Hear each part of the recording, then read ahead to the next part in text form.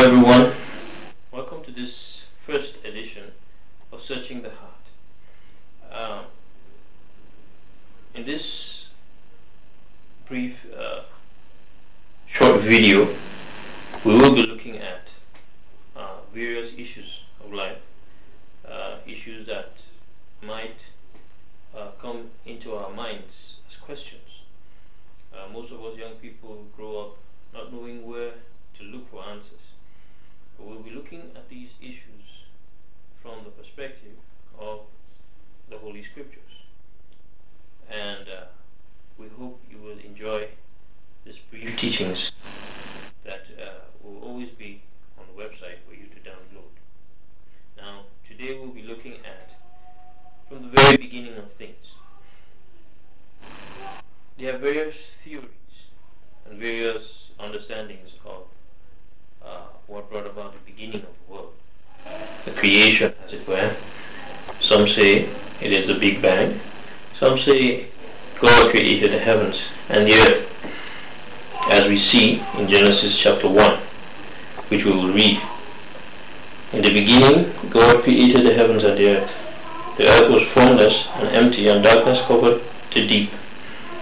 And the Spirit of God was hovering over the surface of the waters. Then God said, "Let there be light." And there was light. And God saw that the light was good. Then He separated the light from the darkness. God called the light day, and the darkness night. And evening passed, and morning came, marking the first day. Then God said, "Let there be a space between the waters, to separate the waters of the heavens from the waters of the earth." And that is what happened. God made this space to separate the waters of the earth from the waters of the heavens. God called the space sky. And evening passed and morning came, marking the second day. Then God said, "Let the waters beneath the sky flow together into one space, so dry ground may appear." And that is what happened. God called the dry ground land, and the waters ceased. And God saw that it was good. Now, this is a brief record of the creation of the earth from the biblical perspective. There are so many ideas on this. So many religions have their own versions. So many cultures have their own versions of the beginning of the world. But the Bible describes it like this. We could go on and on till the creation of the first man and the first woman. But this idea generally tries to bring our minds, our hearts, closer to a being, an unknown being, which we call God, which the Bible calls God, in different languages, of course. Now, this idea tries to take us out of hopelessness, out of that wandering status quo. Why are we here? What is this world all about? And tries to bring us closer to a person or being called God.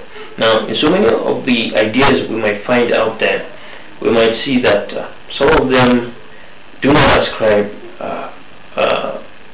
such personness or such individuality or intelligence to this being.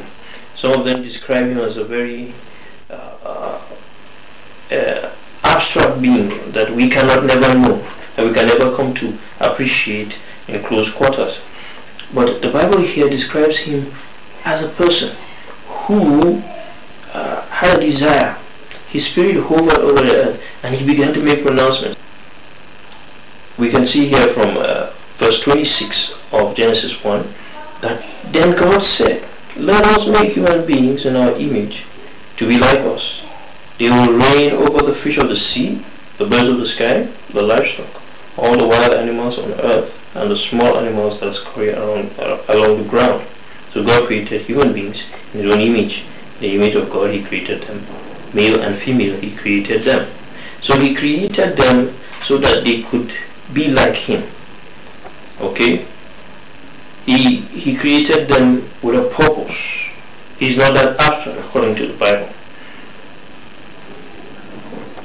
how do we live on this earth?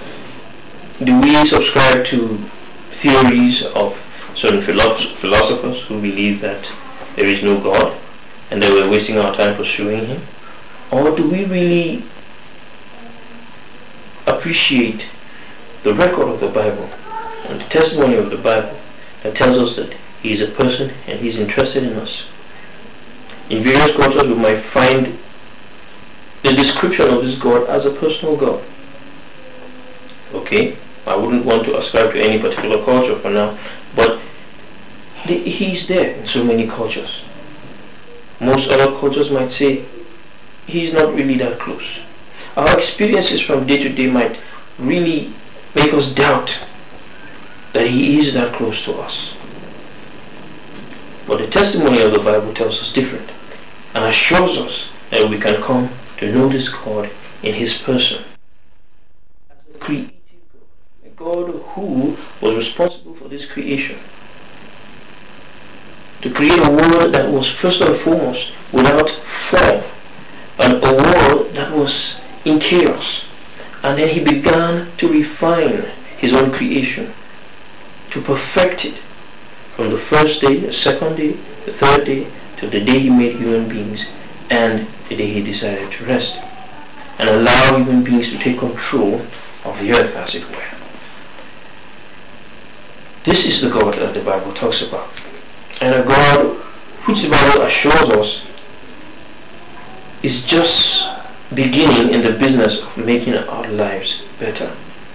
A God who knows us by name and knows that we are here on this earth and is desirous to make our lives better, desirous to begin a process of refining us, that He is not satisfied with the way we are.